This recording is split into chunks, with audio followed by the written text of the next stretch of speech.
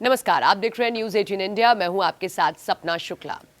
ये सवाल हमेशा एक दूसरे से पूछे जाते हैं पॉलिटिकल पार्टीज में, जब भी कोई प्रदर्शन हो या कोई ऐसी बात जो सामने वाली सत्ता को अच्छी ना लग रही हो।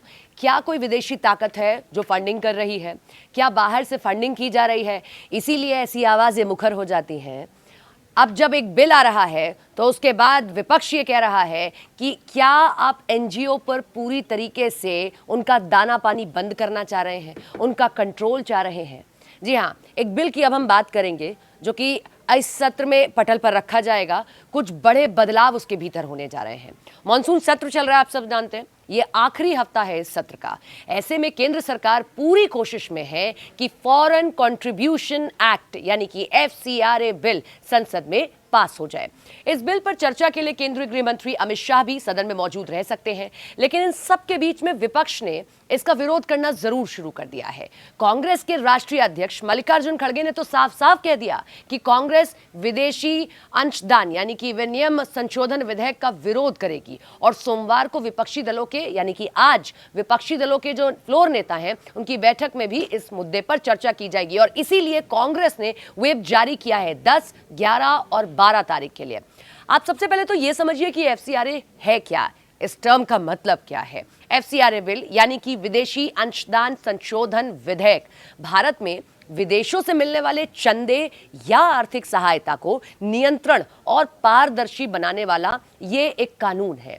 मूल एफसीआरए कानून साल 1976 में लाया गया था इंदिरा गांधी की सरकार में और उस समय की कांग्रेस सरकार द्वारा लाया गया, जिसका उद्देश्य ये सुनिश्चित करना था कि विदेशी धन से देश के जो आंतरिक मामले हैं, संस्थाएं हैं, उनका कोई गलत प्रभाव न पड़े। क्योंकि कई बार ऐसा देखा गया जो एनजीओज होते हैं या जो ऐसे संगठन होते हैं उनको बाहर से फंडिंग मिलती है, फिर वो कुछ ऐसे मुद्दे उठाएंगे, फिर उनके बाद उन पर कामकाज होगा। इसीलिए कहा गया कि भाई इनको हमें नियंत्रण में रखना बहुत जरूरी है। इसीलिए ये एफसीआरए बिल 1976 में पहली बार लाया गया।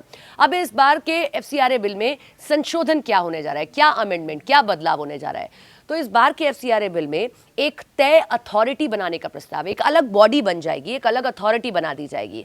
अगर किसी संस्था का एफसीआरए रजिस्ट्रेशन रद्द हो जाता है, सरेंडर कर दिया जाता है या उसकी समय सीमा खत्म हो जाती है, तो ये अथॉरिटी विदेशी चंदे का कंट्रोल अपने हाथ में ले लेगी। ऐसे विदेशी फंड से बनाई गई संपत्तियां शुरू में तय अथॉरिटी के कंट्रोल में रहेंगी। अभी फिलहाल कोई ऐसी अथॉरिटी नहीं है, लेकिन अगर ये बिल पास हो जाता है दोनों सदनों से तो एक अथॉरिटी, एक बॉडी ऐसी अलग बना दी जाएगी। अगर इसके बाद भी संस्था तय समय के अंदर अपना रजिस्ट्रेशन दोबारा हासिल नहीं कर पाती है तो बाद में इन संपत्तियों को पूरी तरह से ट्रांसफर किया जा सकता है। जरूरत पड़ती है तो अथॉरिटी के पास संपत्तियों को मैनेज करने या ऐसी संस्थाओं की गतिविधियों पर नजर रखने का अधिकार भी होगा। अब एफसीआरए बिल का विरोध क्यों हो रहा है, क्यों कांग्रेस समेत कुछ विपक्षी दल हैं विरोध कर रहे हैं? तो एफसीआरए बिल के 3 सेक्शन पर विवाद बना हुआ है। इनमें section 14B, section 16A, section 16B शामिल है।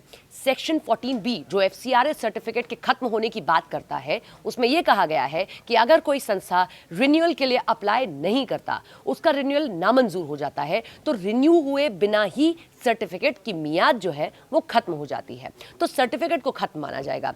सेक्शन 16A में प्रस्ताव है कि जिस संस्था का सर्टिफिकेशन खत्म हो गया उसे जो विदेशी फंड मिला है उसकी संपत्तियां एक निर्धारित अथॉरिटी के अधिकार में आ जाएंगी। अभी ऐसा कुछ नहीं है, यानी इस तरह की संपत्ति पर निर्धारित अथॉरिटी का कंट्रोल हो जाएगा।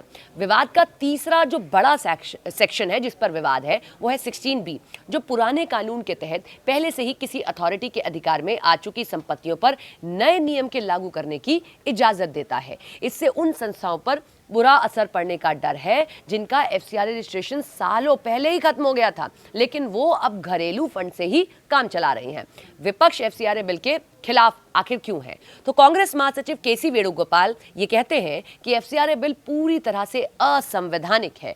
उन्होंने आशंका जाहिर की है कि इस नए कानून से एनजीओ और कम्युनिटी ग्रुप्स, खासकर अल्पसंख्यकों द्वारा चलाए जा रहे संगठनों को नुकसान हो सकता है। उन्होंने इस संगठन खासकर केरल में ईसाई समूहों को डराने और उन पर नियंत्रण करने की जानबूझकर कोशिश को बताया है। इसीलिए कांग्रेस ये कोशिश कर रही है कि ये दिखाया जा सके कि एफसीआरए बिल ईसाई धर्म के विरोध में है। लगातार ये मुद्दा उठाया जा रहा है। और यहाँ ये बात भी ध्यान में रखने वाली है कि कांग्रेस का अगर बड़ा होल्ड कहीं है तो वो दक्षिण भारत में है। इसीलिए कांग्रेस इस बिल के खिलाफ मुखर होकर खड़ी हुई है 3 दिन के लिए। इसीलिए उसने अपने सभी सांसदों को सदन के भीतर मौजूद रहने का व्हिप जारी किया है। और यह भी कहा गया है कि यह बिल स्वैच्छिक और सामाजिक सेवा संगठनों पर शिकंजा कसेगा। हालांकि सरकार का साफ तौर पर कहना है कि अगर कोई विदेशी फंडिंग गलत काम के लिए की जा रही है, उस पर अगर नियंत्रण एक बॉडी के जरिए रखा जा रहा है, तो इसमें गलत क्या है। यहां एक बात यह भी ध्यान रखनी होगी कि पहली बार इस बिल को तभी इंट्रोड्यूस किया गया था जब कांग्रेस की सरकार थी।